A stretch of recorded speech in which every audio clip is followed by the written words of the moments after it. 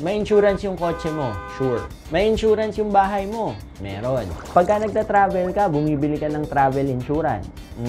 Pero ang tanong ko sa'yo, meron ka bang health insurance? In this video, pag-uusapan natin kung bakit importante na meron kang health insurance. Unang-una, sobrang mahal magpagamot. Sobrang mahal magpa-doktor, lalo na kung kayo ay kailangang ma-admit. Kung meron kayong binabayaran na health insurance, assured kayo na kung sakaling magkasakit kayo, meron kayong backup. Or sila mismo yung sasagot nung pagkaka-hospital nyo. Kung kailangan mo mang operahan, gano'ng katagal ka sa ospital, yung mga gamot na yon, hindi mo kailangan mag-shell out ng malaking halaga kasi nga, meron kang insurance. Parang sa kotse, hindi mo naman gustong mabangga, di ba? Pero pagka nabangga ka, kapag ka may insurance ka, alam mo na yung insurance yung bahala sa'yo.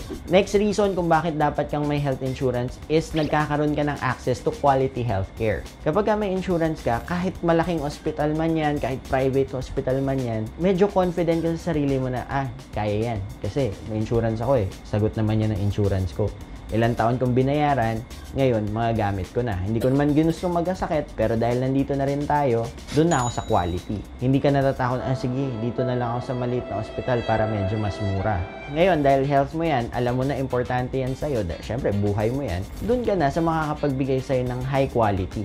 Next reason is preventive services. Depende sa plan mo, depende sa health insurance mo, merong mga nagbibigay o nag-o-offer ng mga free check-ups kahit wala ka pang sakit. Or kung meron ka ng mga sakit, sagot na nila yung check-up mo. Syempre, kasi ayaw nila na ma-admit ka o lalala ka kasi syempre, mas malaking gastos sa kanila yon. So, they keep you healthy.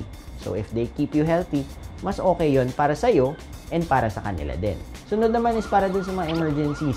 Hindi mo alam kung kailan ka magkaka-emergency. Maa-aksidente ka, magkakaroon ka ng atake sa puso. Ayaw naman nating magkaroon ng ganun. Pero hindi mo alam kung kailan ka magkakaroon. Kaya nga emergency eh. So kung meron kang health insurance, panatag ka na may sasagot sa'yo no matter what. Kung sakaling na mapunta ka man sa ospital na hindi covered ng insurance mo, pwede ka naman magpalipat dun sa ospital na covered ka. Pero sure ka pa rin na may backup ka, may sasagot sa'yo. Unlike kung wala kang insurance at nagkaroon ka ng emergency, saan ka maghahanap ng pera bigla?